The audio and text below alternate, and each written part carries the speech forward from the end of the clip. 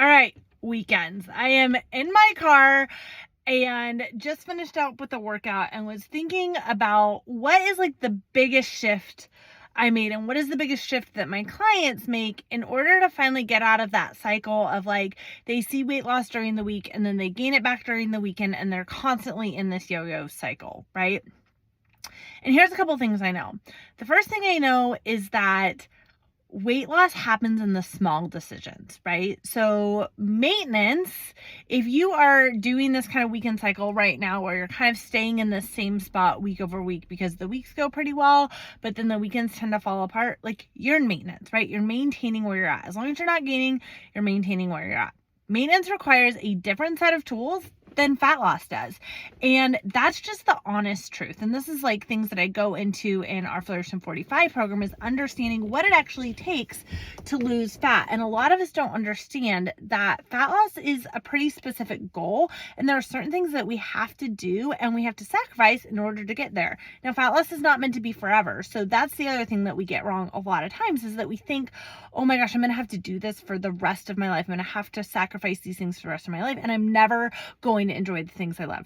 No, that's not true. Not true at all. Like, there is a way to balance your goals, balance fat loss with enjoying the things you love, but you have to make some sacrifices. So here are the three things that I see most often sabotage people's weight loss success on the weekends. The first is that they just kind of believe that if they make one bad choice, the rest of the weekend is ruined. I want you to think about something, right? Let's think about something that you do every single day. Let's think about like brushing your teeth, right? Okay, when you brush your teeth, it's just habitual, right? Something that's part of your day-to-day routine. But sometimes you might forget. Maybe you were up late, fell asleep on the couch. Who knows why? You just don't end up brushing your teeth one night.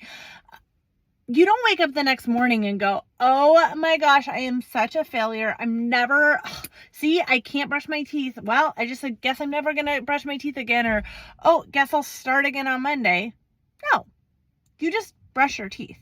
The same is true for our health choices, right? It's like, just because we chose to have pizza on Saturday night does not mean that we need to, we've ruined everything and we've already cheated. And so we might as well just start again on Monday. I used to do this. Oh my gosh, I did this for so many years. And I was just in this spiral of never actually seeing progress, because it would start with pizza on Saturday and it would end with nachos on Sunday. And everything else in between was a total and complete shit show.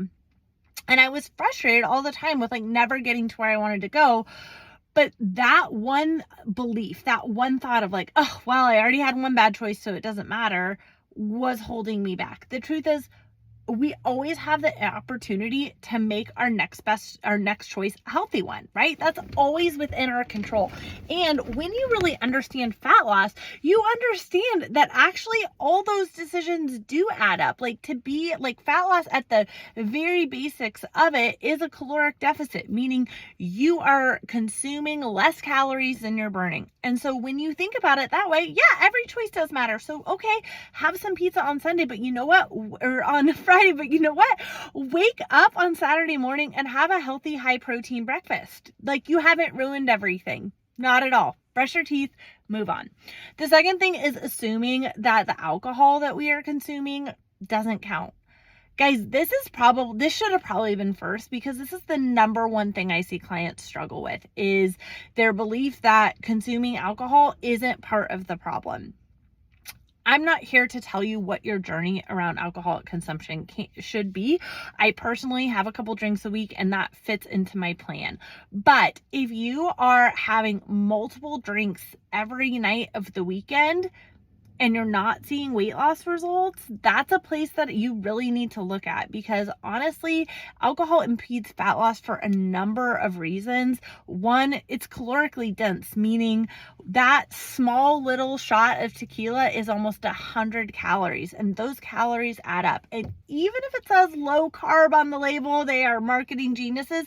It's not actually low carbohydrate, because our body uses alcohol as energy. It's a really inefficient form of energy, but it uses it as energy. energy. And so every time you're having a White Claw, that is 20 grams of carbohydrates. It's not a fear thing. This is just an education. Like, alcohol does count. It matters. And if you're consuming 3-4 drinks a night over the course of a weekend, so Friday, Saturday, and Sunday, like, that's 12 drinks a week. That's an extra 1,200 calories, even at the lowest, if you're consuming 100 calorie White Claws.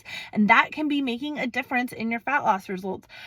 The other thing that's really interesting about when we consume alcohol too is that we probably go in with a plan of like, I'm going to undereat because I want to have my drinks. But the second you have 2 drinks, you start to crave all those salty, sugary foods. And all of a sudden you've eaten way more than you were planning on. And that's because our inhibitions are lowered.